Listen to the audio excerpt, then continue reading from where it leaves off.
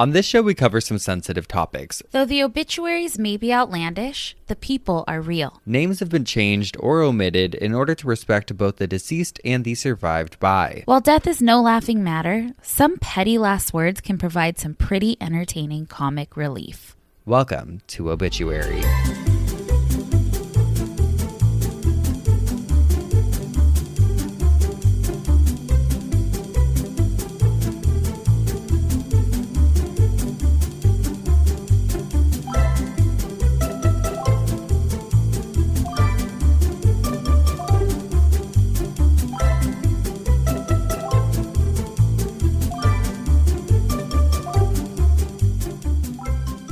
Welcome back to Obituary. I'm Spencer Henry. And I'm Madison Reyes. How's it going, guys? How is it going, you guys? We have been together since 6 a.m. I mean, 9 a.m. You keep saying we've had to start it over 3 times. You're getting what you get. I know it feels like 6 a.m. for you because you went to bed at 3, but that's not the case. Listen, a lot's happened since last week. Our new show, Gossip Bridal, is out. She is out, and we definitely hope that you guys are listening. Yes, we hope you're listening, loving, reviewing, please, if you haven't already. Honey, come on. Come on. Other exciting news. Our book is about to be released into the world. I cannot believe it's here. We say it every episode, but we are just so excited. Doesn't feel real. So excited. And then in some other exciting news, well, we have our book tour, and then we have added 4 additional shows, and we are coming. We're coming. We're just so excited. We are just coming, okay? No, we are coming to New York City on September 14th, Chicago, Illinois, September 21st, Seattle, Washington, October 4th, and then Boston, we're hitting you on October 25th. And those are our 4 fall tour dates. Mark our words. There's no more added dates. That's it. That's all you get in this year. So if you can make it to one of those shows, amazing. If not, well, we'll never forget it. We'll never forgive you. Yeah. One thing we know how to do is hold a grudge. Oh, honey. You pissed us off 7 years ago. We're still talking about it today. I promise. Yeah. Okay. We're gossiping about it, okay? Uh-huh. It's just all very exciting. Really, really exciting. It's going to go by so quick. We have to talk about, speaking of things going by really quick, let's talk about your birthday trip. Oh my gosh. Okay, so... Well, first off, I want to hear about La Bamba at Cinespia. Oh, it was so good. Perfect night. We went and saw La Bamba. It was just fun. It was like perfect. We parked and walked. But you walk through Hollywood Forever Cemetery. It's cool. It's really pretty. Yeah, it's so beautiful. And we bought a couple blankets, got super cozy, got popcorn, played some cards, and watched the movie. Nice. Yeah, it was really nice. And then the next day we left for Palm Springs for a couple days as like a birthday trip. And so we get there Sunday. It was fine. We always stay at the Ace Hotel in Palm Springs because they're like, I feel like they're the most dog friendly. Like dogs can be by the pool. And so we got there Sunday and it was great Sunday, except the pool felt like swamp water. Like it was so hot. Oh, yeah. I hate when it's that hot. Yeah. But then the next morning, we got woken up by construction. Construction kept going on throughout the day, like jackhammering, everything. You sent me a video of it. It was not quiet. It was like loud. So loud. And so Cisco went to the front desk, before he's like, should I go be a Karen? I'm like, no, you shouldn't go be a Karen. And he's like, I know, but I'm just going to go check on like what's going on. And he went to the front desk and 4 people were up there complaining. Like, what the fuck is going on? They like closed down part of the pool. It was so weird. How bizarre. So we left. On the way out of Palm Springs, Cisco was like, well, we're already here. Like, let's just see if we can find something else for the night. And I'm like, okay, well, find something. It has to be dog friendly and whatever. And so he found a place that was like supposed to be this mid-century boutique hotel. He's like, it's $75 tonight. And I'm like, okay. I was thinking maybe he was on like Hotel Tonight or something, you know? Yeah. I was like, okay. I was like, well, we're right by it. Like, let's drive by it and just see. And he's like, okay. And so I dropped him off in front. I'm like, you go inside and see. He like goes inside and then a minute later, the door swings open and he's like, let's go home. I want to go home. God, I know. There's a lot of like great hotels out there, but there's also a lot of not so great hotels out there. Random. I know. I told you should have just called me because I have so many hotel recommendations out there. But it is hard with the dogs because like I like the Parker out there. Like if I'm gonna stay at a hotel, I'll stay at the Parker. But they won't even let like hot dog by the pool, so Yeah. no dogs for Yeah. sure. And usually hot dog can get away with kind of doing Doing kind of anything. Yeah. 'cause she's so like incognito. Not mine. And then you had your celebration of life. How was that? Well, it wasn't mine. It was for someone else. Oh. But I did go to one. You know, it was for my uncle, and honestly, it was just nice. It was exactly what I think a lot of people want when they have a celebration of life. We did it in the backyard at my cousin's house. There was pictures of him everywhere. There was a TV outside playing collage of pictures going across it. And everyone had food, and it was nice just getting to connect with family. Not all, but, you know, some were nice. Just kidding. No, I'm not kidding. No, it was nice. Like everyone got to talk about him. There was like a memory jar thing where you could like write down a memory, and it was sweet. But it was fun because the champ was there, and so he got to meet all the extended crazy relatives. Okay. I feel like that's the one who does this, and this is the one who said this. Yeah. So that was my favorite. We spent the rest of the weekend up there in the city, and it was so nice because he had never been to my hometown before, so I got to show him. I said I was arrested over here, I was detained over here, and then we were in the city and just had a blast. Had a blast. Well, good. Yeah, it was a good time. And you know what? On the plane, both on the way there and on the way back, I was reading this book by Sue Black called All That Remains. It's a forensic scientist talking about death. Mm-hmm. I really liked it because she talks about when she was like a student and dissecting a body for the first time. And she's like, you know, there's all these things you don't really think about until you actually have to do it. Like, where into the body do I start the incision? Like, how deep do I go? And I guess a lot of students will start kind of at the chest area when they're making their first incision on a body because, like, you can't go too deep because it's just bone right there, you know? Yeah. So, I don't know. I thought it was pretty interesting, but You recommend it?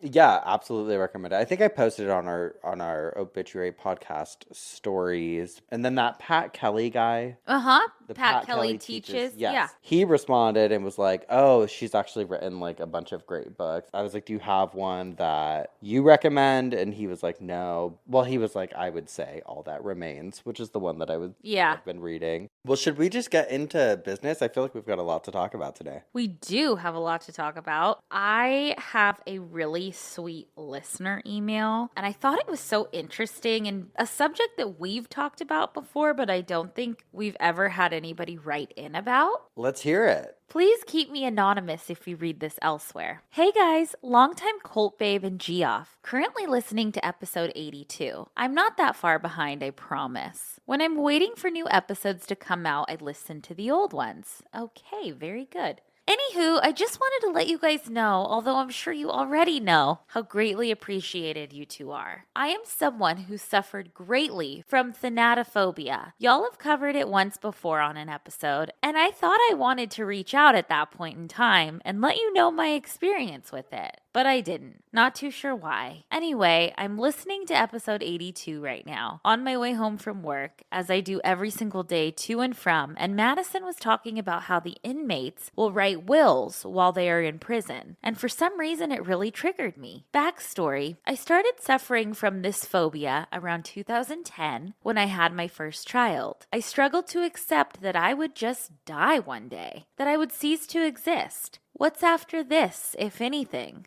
I still cannot fathom how that is possible. It got so bad to the point where I would not leave my home. I would not let my children leave the home. I was scared that they would die. And as bad as it sounds, I was even more scared about my own death. And it wasn't that I would die outside of the walls of my home. It was just that death can happen at any time, and I felt if I was at home that I could control it better. What felt like hundreds of medications taken, nothing helped. I suffered and suffered and suffered. Mental institution stays, extremely high dosages of antipsychotics, adding anxiety medications. This illness affected me physically, mentally, and emotionally. A very dark time in my life. I have been off medications now for going on 5 years. I am the best that I have ever been. However, there are moments, very few and far between, where I remember that I will inevitably die. And while listening to episode 82 today, it hit me hard. When these episodes happen, I do odd things, like randomly say, ouch. I used to get a sharp pain in my chest, so I guess it's just instinct to say it now. Hit something with the back of my hand, pound my fist once, pull at my hair, or just some freakishly sounding noise exhale. It's just 2 to 5 seconds of fear now, but it used to last hours. Today I slammed the back of my hand against the driver's side window,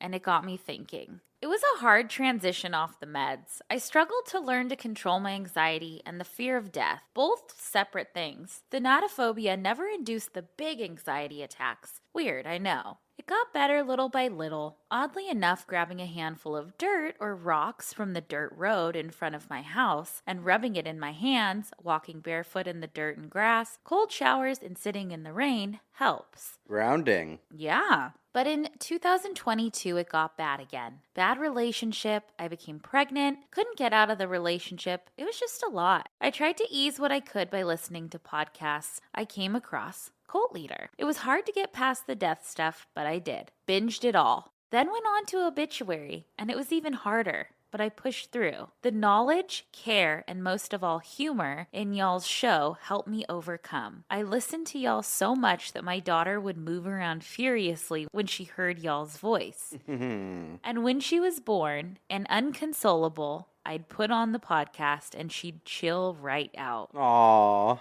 Y'all became Uncle Spencer and Auntie Madison. Congratulations. She'll be 2 in December, and she still loves to hear your voices. Oh, That's so cute. sweet. Today, I realized I haven't had an episode like that in a very long time. I can't remember the last, and I was grateful. I owe a large part of that to you, too. I give myself credit, too, don't worry, but it would have taken much longer without the pod. Thank you. I hope I get to meet you both one day. Alabama is a trash state, in my opinion, but maybe y'all can go to Montgomery sometime. Oh. Okay. We don't know about Alabama. Seems like a nice place. Never been. Never been, though. I know they got a sweet home there. Sweet home Alabama. Uh-huh.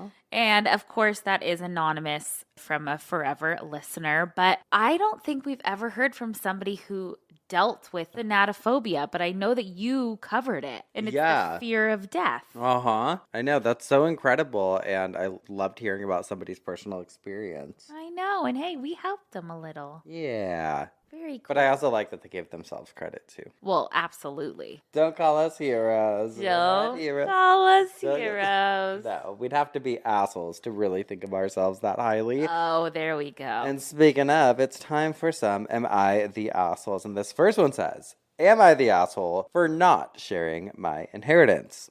Okay. I, 30 female, am my paternal grandmother's only granddaughter, and she has left me almost everything, and my cousins, who are all boys, hate me for it. Growing up, my grandmother always seemed like a person who was constantly disinterested, annoyed, emotionally guarded. But now that I'm older and know the story, I can see why she was so bitter and depressed. In the 1960s, when more and more women were starting to go to college, my grandma was encouraged to pursue a higher education by her female teachers while her parents shrugged it off. My grandma applied and was accepted into a college with a scholarship and was so happy. It was all set, but the week after high school graduation, her father's boss came to the home to meet with her. Apparently, my great-grandfather has a gambling problem that he tried to hide, and now my grandma's family was in danger of being homeless. My great-grandfather made a deal with his boss to pay off his debts if my grandma married the boss's son. How fucked up is that? Oh, wow. Uh-huh. My grandma obviously didn't want to do it, but was emotionally manipulated into accepting, and she never went to college.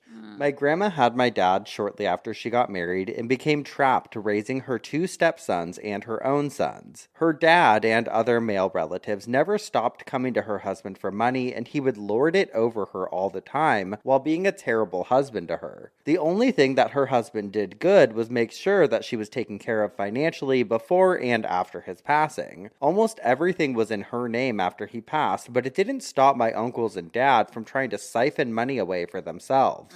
My mom was the one who found out and blew the whistle on it, which I feel was one of the factors that led to my parents' divorce. My uncles threatened to withhold contact if my grandma didn't do what they wanted, but she really didn't care. I think it's because she may have never really wanted to be a mom. She still sent me and my cousins, her sister's grandchildren, presents, and when I got a little older, I tried to reestablish a relationship. I was never really as close to her as I was with my maternal grandma, but we did have something. When my grandma passed, she set it up so that most of her assets went to charities and organizations and to me, while leaving a few items for her sons, stepsons, and their children, so they couldn't contest the will. My male relatives are harassing me to share, but I know my grandma didn't want them to get a dime, so am I the asshole? No, you're not the asshole. No, I feel like the grandma's like, fuck these guys. Yeah, I think that's like her last great deed that she can do. Yeah, literal, her deed. Yeah, no, fuck those guys. Yeah, not the asshole. She can do whatever she wants with her money. All right, this next one says, am I the asshole for refusing to take my dying father back into my life? Okay. These ones are always, I feel like, a little difficult. Yeah. I'm a 28-year-old male, and my father, 50 male, and I have had a difficult relationship for as long as I can remember. When I was growing up, he was neglectful and emotionally abusive. He constantly told me I was a burden and blamed me for his problems, especially being a single dad.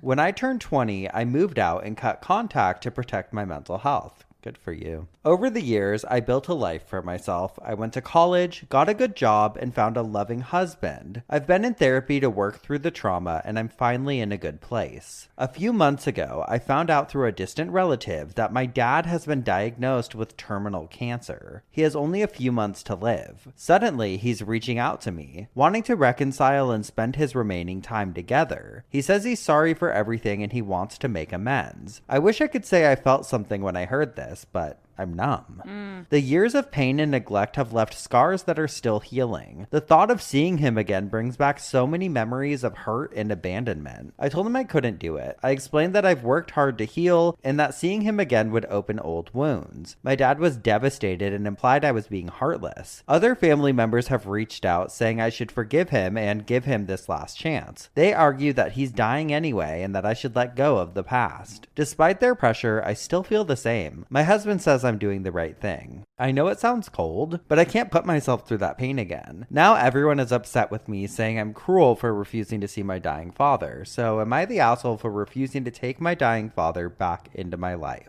No, I do not think so. I think you have set boundaries. You got yourself out of that situation. You've been healing. And if it does not feel right to you, I do not think you need to do it. I will always say that you don't want to regret anything, even if you see him selfishly. I think that's okay. But if it's going to set you back, then no, I don't think you should. And I don't think you're the asshole. Yeah, I agree. 100%. If you have found your support system elsewhere too, and it sounds like this person has a loving husband who fully supports them and probably has heard so many stories and heard so much about the trauma and probably knows that person well enough to be like, yeah, you're making the right decision by not doing that. And I agree. Also, a red flag. Like when this person said that the dad, wanted to see them, but then when they said they didn't want to see him back, the dad said, you're heartless. That feels manipulative to me because if you're really trying to make amends and if you're really trying to, have a better relationship, you don't go out with you're heartless. No, you go out with like, okay. Yeah. I respect you. I understand you. I understand. Like if you've really grown and learned from. Yeah. You'd be like, I am sorry for everything that I put you through. If you change your mind, just know that like this has weighed heavily on me. And, Right. yeah. Not the victim. You're heartless. Yeah, no. You're doing this to me. Yeah, no. Agree. Okay. Not so the asshole. two not the assholes today. Well, I am up first this week, Madison, which means you must have a side bitch for us. I do, and it was sent in by a Geoff. And I'm not going to read exactly what this person wrote to us because I don't want to give it away. But it says, "Hi, I found this gem while browsing my local obituaries. Blank, blank, blank, blank, blank, blank, blank. And this is for Elsie. Let's hear it, Elsie. It is with great sorrow that we announce the passing of our loving mother, grandmother, and great-grandmother, Elsie, 85, in the Seaview Manor, Glace Bay, on Wednesday, July 24th, 2024, with her loving family at her side. Elsie was the daughter of the late Joseph and Georgette of Glace Bay. Ma was employed with various jobs during her working years: cashier, meat cutter, bartender, waitress, and cook, all of which she enjoyed immensely. Elsie was an avid cook and baker for her 6 children and many grandchildren who enjoyed visiting Nana and Granny. Her bread was the best, especially right from the oven, not to forget her delicious cinnamon rolls, and one of her many treats at Christmas time, her scrumptious carrot cake. I love carrot cake. Oh, God, me too. I go fucking nuts for some carrot cake. Me too. Ma was always pretty handy with the sewing machine, making her quilts, curtains, and crafts. She was an avid puzzle assembler and loved a good game of Rummy 500, and of course, she always won. Ma was an outgoing woman most of her life and was appreciated by many who spent time with her. Back in the day, she enjoyed a game of lob ball, a drink of rum, and a jig or two. Elsie enjoyed ice skating at the Miners Forum, where she met her late husband Gary Puddins, her soulmate, and together they raised 6 wonderful children. Elsie is also survived by her siblings, as well as several grandchildren, great-grandchildren, nieces, and nephews. Along with her husband Gary, Elsie was predeceased by a grandson and great-granddaughter. Special thank you to the staff at Seaview Manor Palliative Care Wing for all the compassion and endless care, as well as professionalism shown to our mother throughout her stay in illness. We would also like to thank Vaughn and New Waterford Home Care for their excellent care administered at her home. She did not always show her gratitude, but certainly spoke of it often to her family." Oh, okay. So what else? Well, I want to show you a picture. That's her obituary picture. Why is she why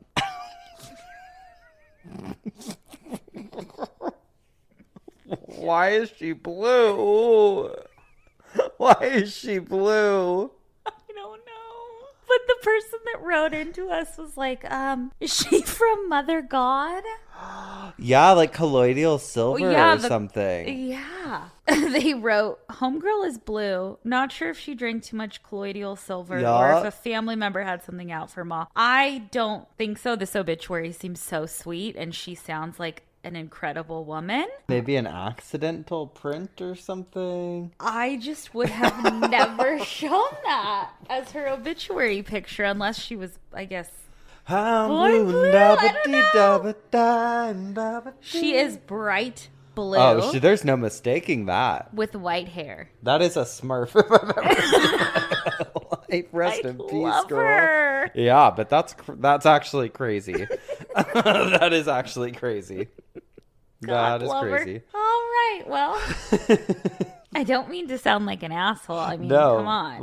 We got to take a break after that one, I think. I'm feeling blue, guys. Yeah, we're feeling a little blue today. But when we come back, I'll tell you what had me spinning in my coffin. And it is fucking wild. So we'll be right back. And we're back. Spencer, what had you spinning in your coffin this week? Well, Madison, thank you so much for asking. This week, I decided to look into something that ties in all of our interest. Certainly something to gossip about. Ooh. Something deadly. And unfortunately, some stories that were downright ghastly true crime stories. I am giving us some of the most bizarre murder weapons ever used in a homicide.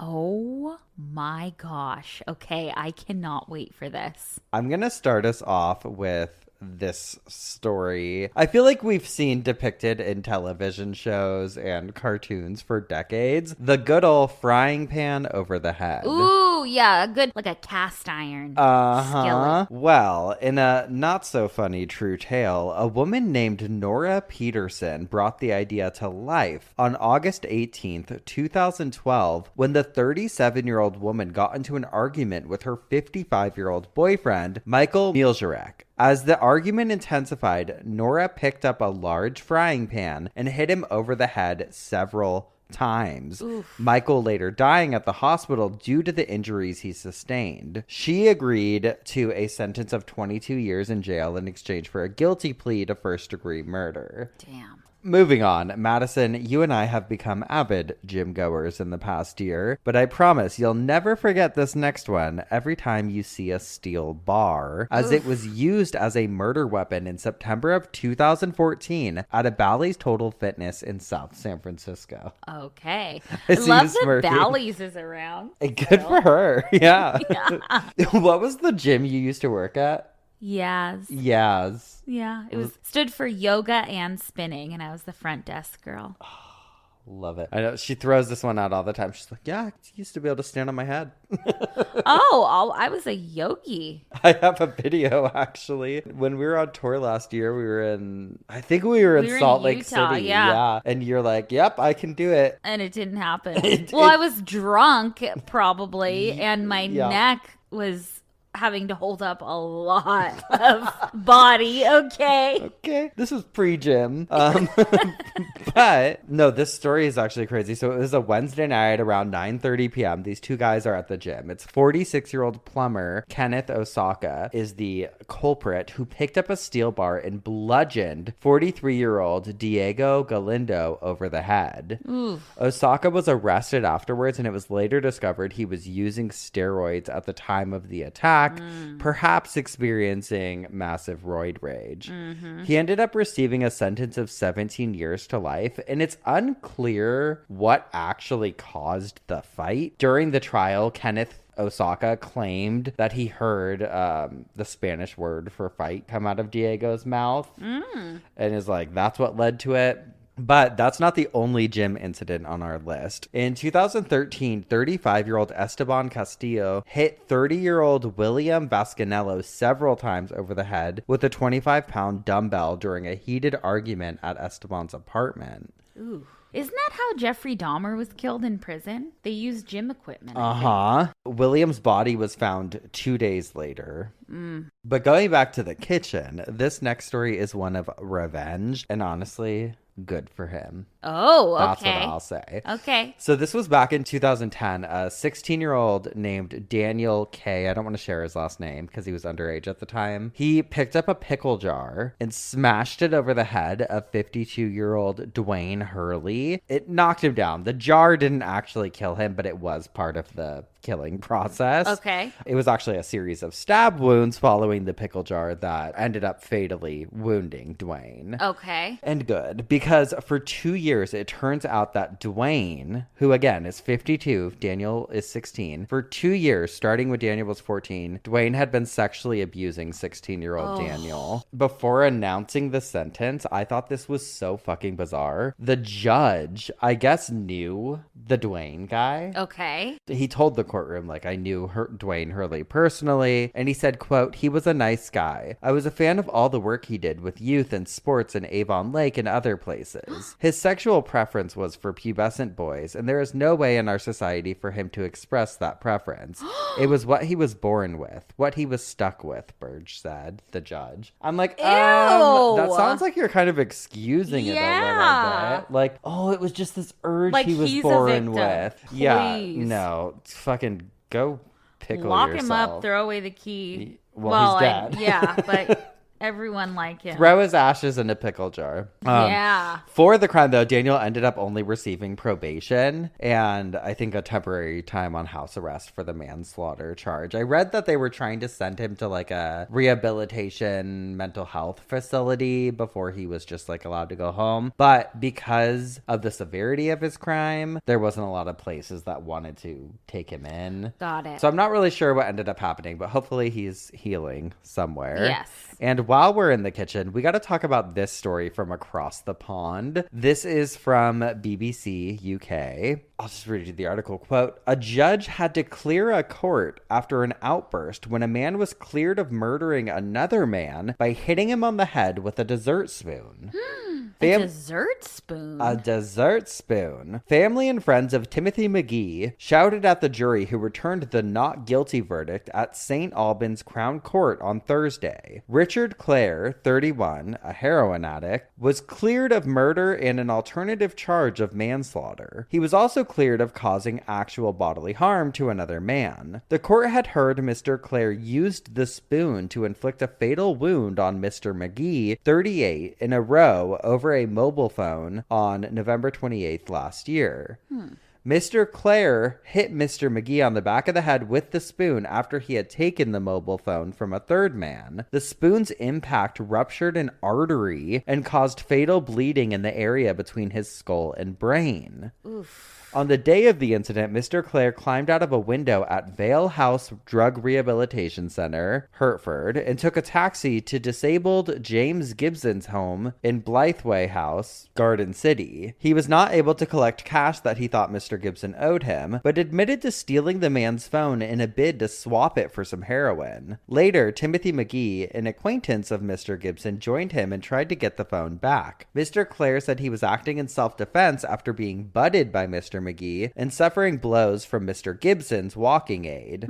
The jury was told that Mr. Gibson also died. Mr. Clare denied murder and causing actual bodily harm to James Gibson. He admitted stealing the phone and was jailed for 7 days by Judge Findley Baker, and time spent on remand meant he was able to be released immediately. Wow. Crazy. You know what's always scared me? Okay, I don't know why, but remember The Real World? Yes. I think it was in Boston, or if the guy was from Boston, but do you remember that one guy gets socked in the face so fucking bad? He gets like a black eye. I don't know. Remember on Jersey Shore when Ronnie hit that guy and he laid him out? Yeah. And he was like asleep and they showed it? I was little when that Real World episode came out, and I remember being like, oh, you could fucking kill someone with a punch, and that's scary. It is scary. This next one should take place in a church, because Lord knows, Madison, it was unholy. Uh-oh. Back in 2008, a 45-year-old Irish woman named Karen Walsh brutally murdered an 81-year-old woman named Marie Rankin on Christmas Day. The weapon of choice? A crucifix. Ooh, oh Lord. Again, I got another article from the BBC. The judge said she inflicted a further degradation upon Mrs. Rankin by removing her clothing and then sexually molesting her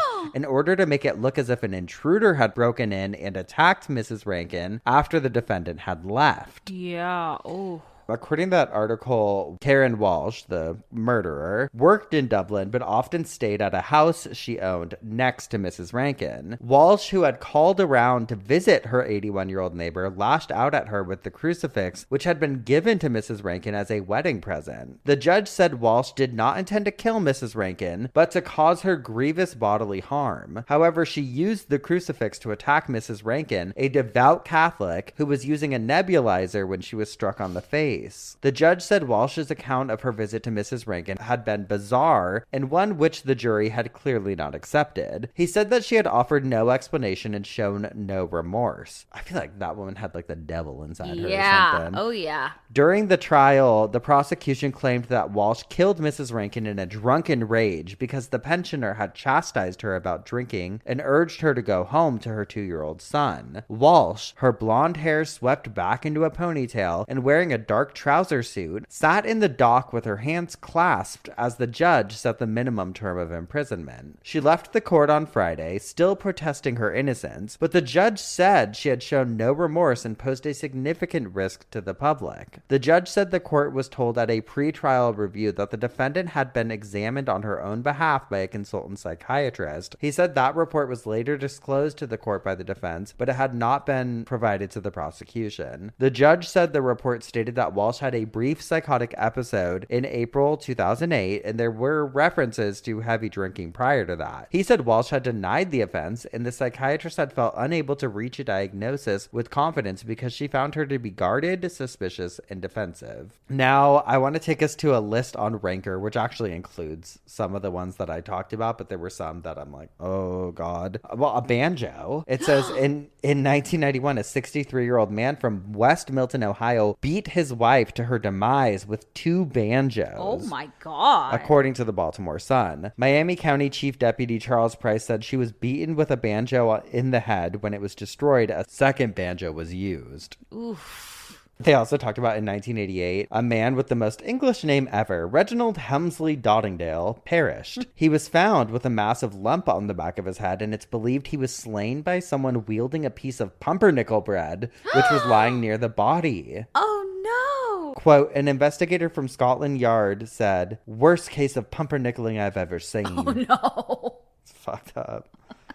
Okay, this is brutal. I have 2 more from this Ranker list. One is a guitar string. It says James Paul Harris was accused of slaying 49-year-old James Garrity in 2011. According to a pretrial testimony, Harris first shot Garrity in the stomach before tormenting him for 2 days and cutting off his head with a guitar string. Ooh, I believe it. Fucked up. I'm looking at your guitars on your wall right now. Like that string. Yeah, you better act right, honey. Oh, and then in 2008, a 49-year-old pizza delivery man was convicted of killing a 29-year-old woman with the lid of her toilet tank after using a stun gun on her and assaulting her. He admitted to striking her head but denied claims that he choked her with a dog collar, insisting that he used it to drag her body to a nearby creek. People are sick. Fucked up. Like, what? Moral of the story is anything can be a murder weapon. Oh God. Keep your hands to yourself and be careful. 2 days ago, I didn't tell you this, which is really shocking because you know everything about every detail of my day. I had just gotten home from a really long walk with Hot Dog, and I'm walking up my driveway and I see this guy. He's running. Like, he's a runner. He's like in his running clothes. Okay. And see that bird? That's pretty. A bird just flew by my window. I'll keep that in there. Everyone needs to acknowledge the little things. No, but he came up on me when I was in my driveway and was like, I'm so sorry. This is so weird. I'm literally out for a run. I don't have my phone. Like, can I use your phone to call someone really quick? And did you say no? well, it was daytime. There was other people around. Okay, and okay. he was fully in running attire. Yeah. And I was like, okay, the worst that's going to happen, this dude steals my phone, which is like, fine. I don't care. You know, I mean, I don't want that to happen to me, but that's fine. Okay. But I already was like in prepared mode. I'm like, okay, my truck's right there. I'll throw Hot Dog in the back of the truck because she's very small. Uh-huh. And I'm like, she won't be able to get out of there. Like, if I have to like fight him or something. Oh, yeah. But I didn't have to fight him. So He just needed to make a call. he really did. Yeah. Oh. Then I was paranoid because I'm like, well, who has my phone number now? Oh, yeah. Who was it? I don't know. Who knows? He seemed normal. Call him. I don't know why I did. I deleted the number from my call log. So I'm like, I don't know. I want no part of this. Yeah, you're like an accessory to some crime or something. Yeah, I'm like, this is none of my fucking business. Oh, Don't ask Lord. me. But yeah, there will be a part 2. I still am standing by that. But while we're talking about standing, I got to talk about this prosthetic leg, okay? Because in 2010, Deborah Hewitt of Louisiana killed her boyfriend by beating him to death with a prosthetic leg. Oh, Lord. Her own prosthetic leg. Oh, she took it off and just... Yeah, she detached her own leg while standing on the other and proceeded to beat her boyfriend to death with it. I mean, that's terrible, but that's kind of badass. Anything can be a murder weapon. Yeah. You heard if it you try here. hard enough. Yeah, a spoon? Are you kidding me? A spoon. If a spoon took me out, I'd be embarrassed. Oh, so... Right? God. Oh, God. I know. We need to do like... Have we done like embarrassing deaths? I feel like we've dabbled, but I don't know if we've done... I feel like that'd be a good joint one for us to work on. Yes. We've done some ironic ones, like the guy who invented the Segway and then he drove a Segway off a cliff. Yeah. That's embarrassing. That is embarrassing. That's sad. Tragic. It's totally but- tragic. We're not taking away from the severity, but I think we can also just keep it real. Yeah, I'd be embarrassed. Yeah. I'd be embarrassed in so many ways to die. I hope when my time comes, I hope I'm older. I hope I just go in my bed and I'm brought to the crematorium. Yeah. Well, I don't want to be cremated, but yeah. You don't know. You got a lot of life ahead of you. You might change your mind. That's true. I just hope I never have to have like my clothes cut off me. Oh, God. Please. Lord. Please. Well, I mean, when I had my experience last year, pretty much everything that you don't want to happen in front of other people happened in front of other people. Yeah. So I feel like I have a new outlook after that. But yeah, everything goes out the fucking window when it's life or death. Oh my gosh. Well, thank you. What an uplifting coffin spinner. Yeah. All right. Well, we're going to take one more quick break. When we come back, we'll hear what had you spinning in your coffin. We'll be right back. And we're back. What had you spinning in your coffin this week? The riderless horse had me spinning this week. Okay, this sounds up my alley. Let's hear it. Okay, so quite a few episodes ago, I referenced a riderless horse when I was talking about General George Patton's funeral. Yes. You remember, but if you guys don't, it was the episode where I talked all about mistresses. But I remember, Spencer, you and I were both wanting to look into this, and I just beat you to it, I guess. The riderless horse.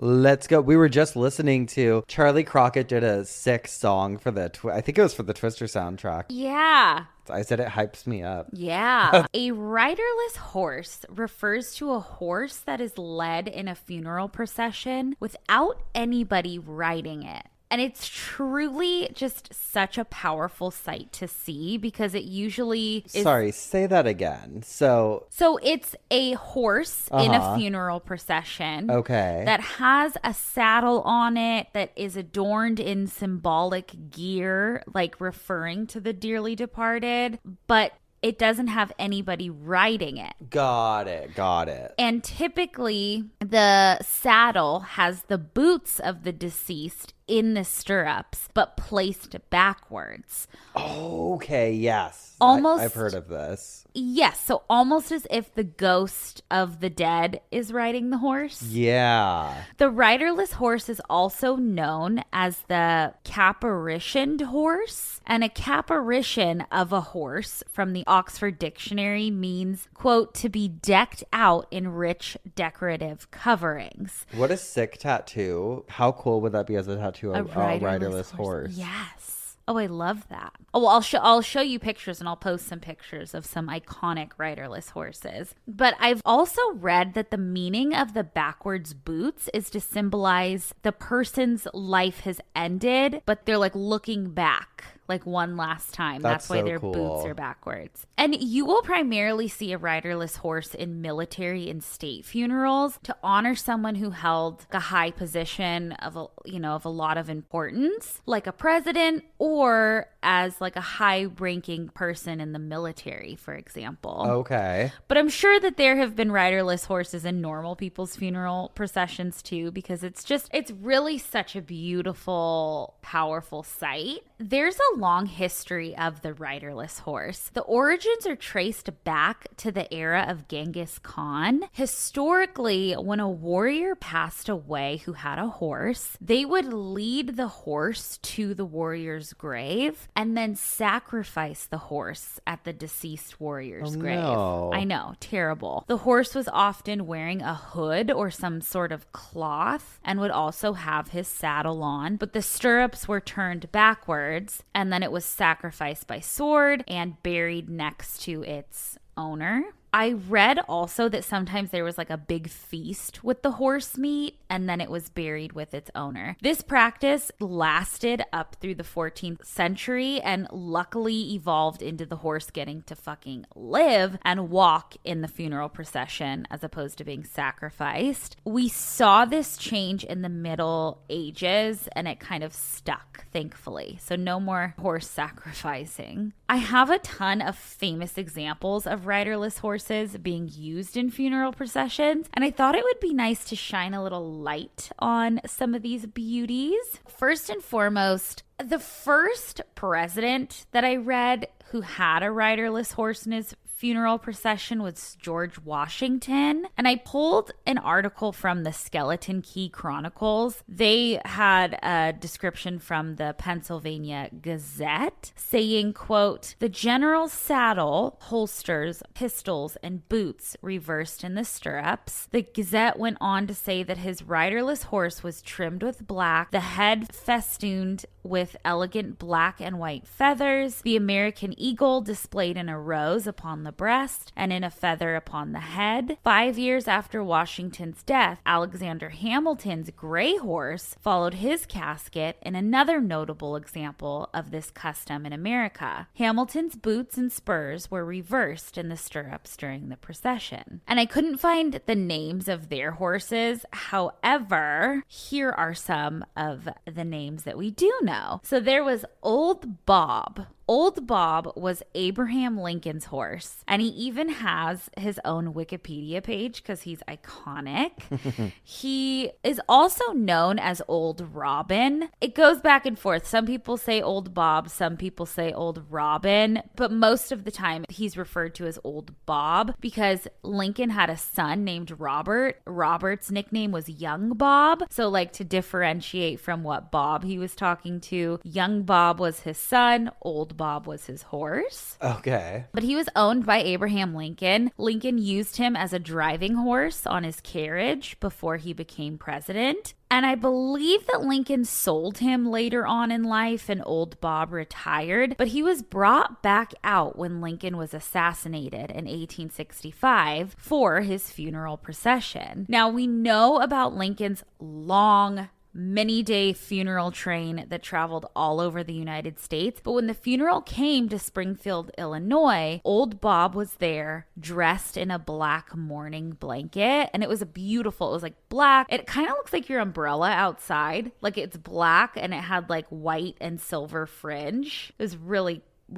pretty. That sounds cool. Old Bob walked right behind the hearse and in front of the carriages that were holding Lincoln's family members. So he was a really special guy. Wow. Old Bob was walked by Henry Brown during the funeral procession, and Henry Brown was a friend of Lincoln's and also the leader of the Underground Railroad. Oh, wow. So much history. Yeah. Okay, next we have Blackjack. And Blackjack is probably the most famous riderless horse to date. He is absolutely beautiful. Chronoofhorse.com has a biography on this horse on their website. I just want to read a little excerpt so you can get a description of him. But it says, quote, "The last of the U.S. Army's quartermaster issued horses, Blackjack was born on January 19th, 1947, and was named in honor of General John J. Blackjack Pershing. He was branded with the Army's U.S. brand on his left shoulder and his Army serial number 2V56 on the left side of his neck. According to Blackjack, America's famous riderless horse by Robert Knuckle, he made it pretty clear that he didn't like to be ridden from the start. He threw rider after rider into the dirt of the training corral at Fort Reno, Oklahoma, and though over time they managed to find some control, he never lost his fiery spirit. Despite his somewhat ornery attitude, he was admired for his good looks. He grew to 15.1 hands and weighed almost 1,200 pounds. He was well built with a beautiful head, his black coat complemented by a small white star. His appearance, combined with his spirit, made him a favorite at Fort Reno. The administration was hesitant to sell Blackjack and wanted to find a special placement for him. When the Army needed horses for their caisson platoon at Fort Myer, they decided to move Blackjack. No one on either side was all that concerned with Blackjack's move, and certainly no one had any idea that the black gelding would make such a contribution to the United States. And the article goes on to say that apparently he changed handlers every 18 months, but the one that he liked the most, he walked with in over 200 funerals. Oh. But despite Blackjack's attitude problem, he was really, really crucial in a lot of famous people's funeral processions. Most notably, Spencer, you'll love this, he walked in John F. Kennedy's funeral procession. Oh, I love the Kennedys. I know. Many people saw him and they thought that he was Jackie O's horse. I guess she had a horse named Sardar, but no, it was actually Blackjack. And Blackjack had JFK's riding boots in his stirrups backwards. Blackjack also was the riderless horse in President Hoover's funeral procession, President Lyndon B. Johnson's funeral procession, and General Douglas MacArthur's funeral procession. Wow. Again, I'll post pictures of him. He was just fucking dignified. Like, if you see pictures of him, he's just gorgeous. And having him as your riderless horse was super powerful. I think to get a visual, I wanted to read another little excerpt from triplemountain.com just to get a feel for what it was like for Blackjack and like what he had to be trained for. Because you think like, oh, you'll just walk this horse. But like, no, he had to be a professional. So it says, quote, JFK's funeral, which touched the whole world, brought with it a new aspect. It was the first to be broadcast live by television. Millions would watch the procession of the flag-draped casket to the church. Blackjack's tack was polished until it shone. He was groomed to perfection, gleaming in the sun. His dedicated handler, 19-year-old Private First Class Andy Carlson, was well instructed in his duties. Lead Blackjack for nearly 9 miles in the procession, following the caisson carrying the casket. Step in perfect cadence, look only straight ahead no matter what, and provide the public with dignified symbol of their fallen leader. How's that for pressure? Blackjack was retired in 1973 and lived out his final years at Fort Myer in Virginia. He passed away on February 6, 1976 at the age of 29, which is very old for a horse. Yeah. And was buried with full military honors at Fort Myer. So that's Blackjack. I think Blackjack's my favorite. But we also have another very famous horse named Sergeant York. Sergeant York was formerly known as All Aboard Jules because he was originally a successful racehorse and then joined the 3rd Infantry regime like Blackjack did. But he was also a horse owned by the U.S. Army who was just as beautiful and noble as Blackjack. He was renamed Sergeant York in honor of the World War I soldier, Alvin C. York, who was famously like the most decorated soldier during that war. And he was the riderless horse for Ronald Reagan and his funeral procession in 2004, marching right behind Reagan's hearse with Reagan's boots in Sergeant York's stirrups. Sergeant York also walked as the riderless horse in a ton of full honor military funerals and was eventually retired in 2022.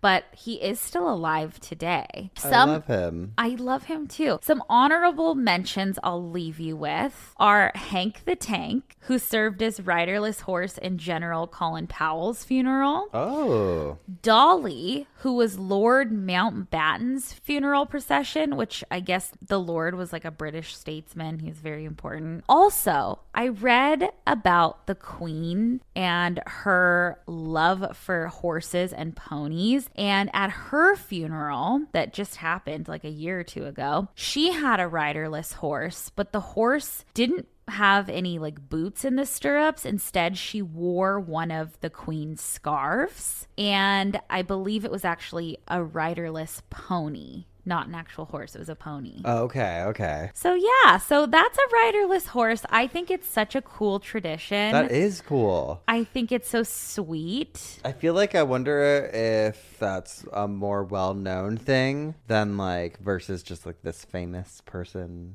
thing. Like I feel like it probably happens in communities more, but I'm interested to see if anyone knows anything. You know what? I'll link it.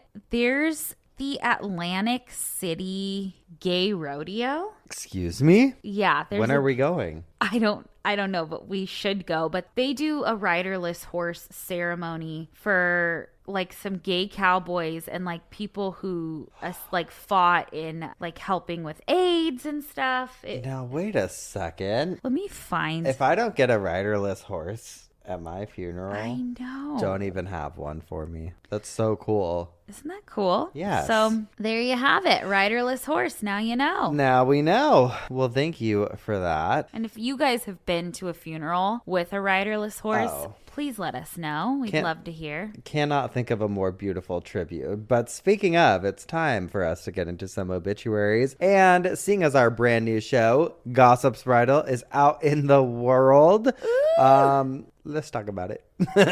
I'm going to read the obituary from February 1st, 1966 for none other than Hollywood gossip queen Hedda Hopper. Oh, Hedda, we love you, girl. We love you, girl. So I had to find one that didn't give too much because we talk about so much in the episode. Yeah. And so this one was from the Anaheim Bulletin, and it read, "Pneumonia kills Hedda Hopper, 75. Hollywood. Hedda Hopper, Hollywood's story gadabout columnist, died today of pneumonia. She was 75. The famed actress turned gossip columnist entered the hospital Sunday morning suffering acute pneumonia and was placed in an oxygen tent. She slipped in and out of a coma for more than 48 hours. She was rushed to Cedars of Lebanon Hospital after complaining of chest pains and was taken from her Beverly Hills home, where she had lived among the stars and movie bigwigs she wrote about for almost 30 years. And Madison, we've been to the house. Mm-hmm. She considered herself a one-woman watch and ward society for the movie colony, which she adored and protected with maternal ferocity," which I love. I know. Isn't that a great obituary? That is a great obituary, like a great without giving too much. Yeah.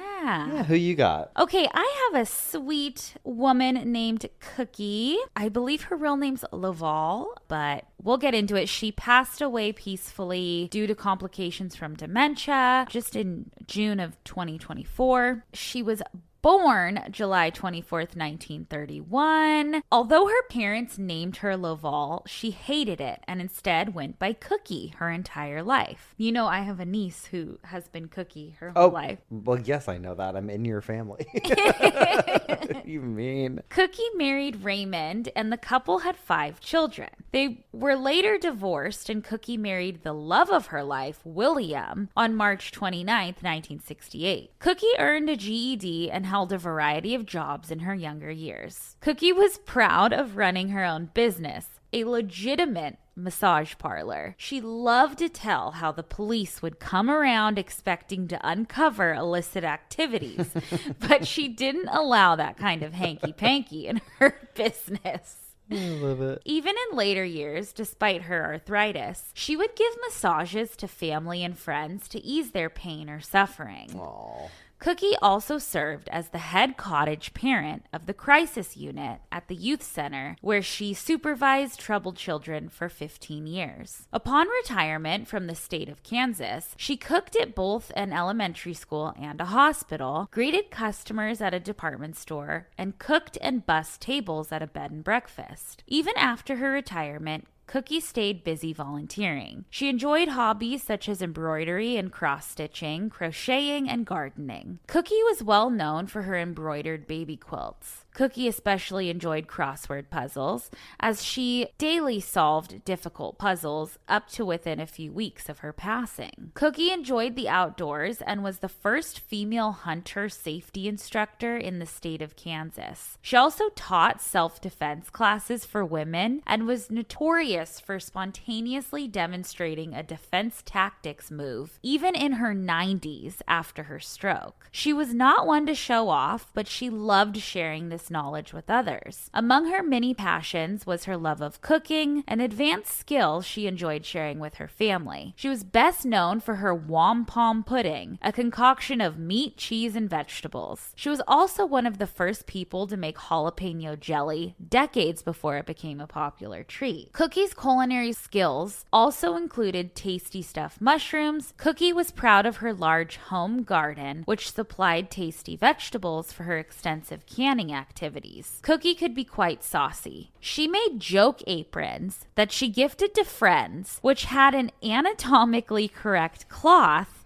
naughty bits beneath the lap panel. I love her. I love that. She loved to shock her friends by flipping up the apron to reveal the hidden features. When Cookie worked as a cottage parent, she often had to wrestle and handcuff a juvenile delinquent who was out of control. One time she arrived home bruised but laughing because the teenage boy she had subdued cussed her using several profane and derogatory names from the standard teenager playbook. In response to the verbal tirade, Cookie told him, "Be original. I've been called all those before. Please call me something different."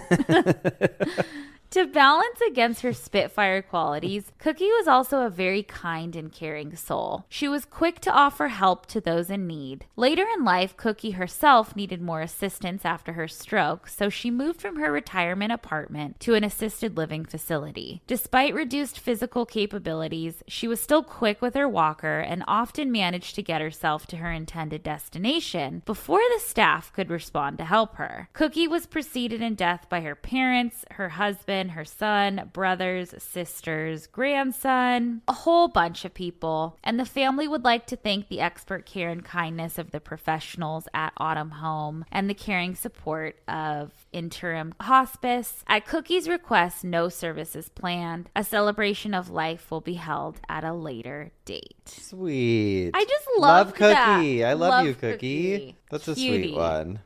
Good, fun life. Good, fun life. Well, we have spun in our coffins. We have bitched our obituaries. We have been working for 12 hours straight. So let's laugh. Let's live. Next week we'll tell you guys everything that happened today, but it's been a fucking day, I'll tell you that much.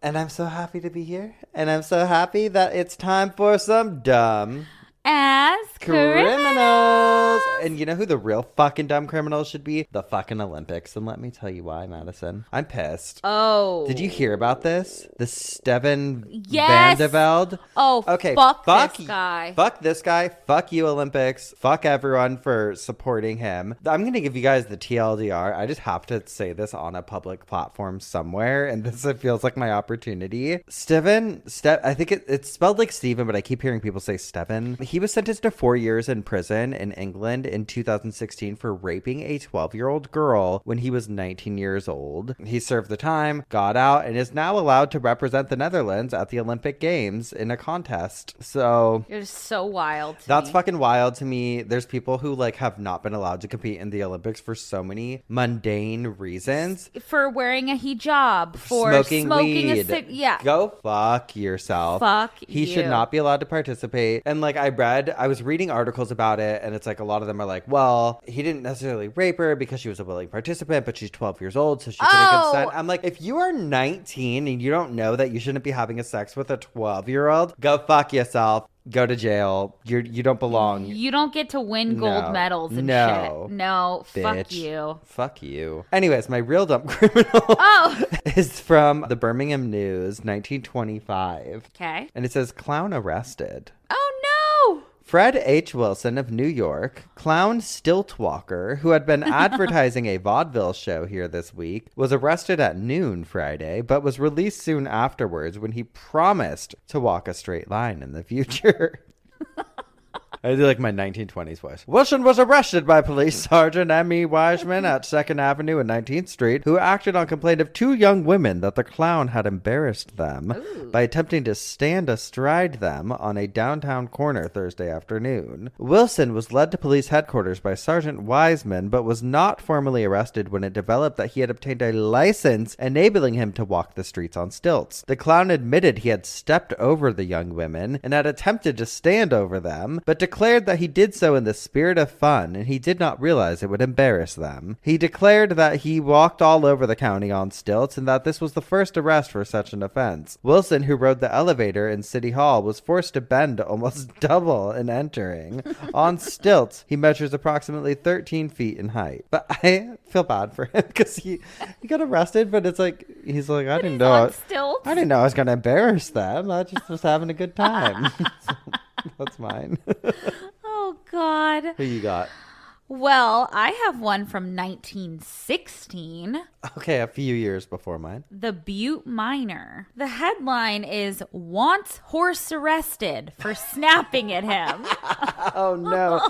As someone who, you were bit by a horse. I was. Police quickly respond to cries for help, but faithful Dobbin had gone his way. "Come quick! Horse want arrested! Horse want arrested!" madly shouted Joe Fagetti, a stone worker residing at 343 East Park Street, as he dashed down the corridor at the city hall, which leads to Police Chief Jerry Murphy's offices yesterday afternoon. Detective Bill Van Orden led a party of officers who rushed out into the hallway in response to the sudden cries. Fagetti stamped his feet, rolled his eyes, snapped his fingers, and waved his arms frantically as he endeavored to explain that a horse on West Park Street had bitten him as he passed along the sidewalk. Oh, shit. The enraged man demanded that the horse be placed in jail immediately and said he would stay as complaining witness. Oh, please. An investigation showed that Fagetti was scared more than hurt.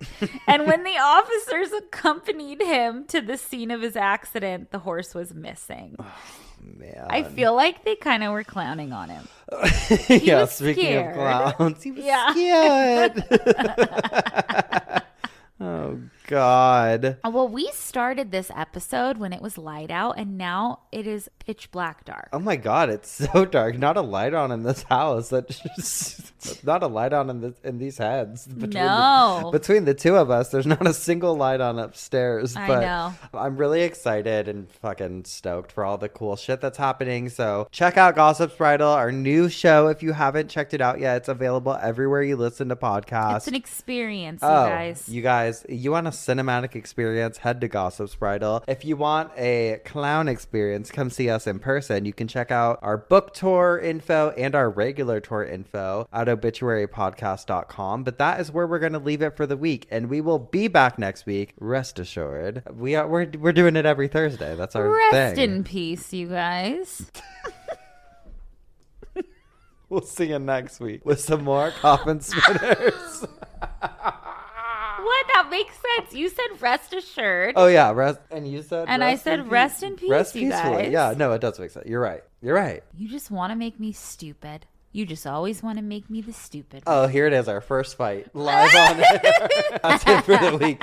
We'll see you next week with some more coffin spinners And obituaries. and dumb Ass. criminals. Criminals. Goodbye.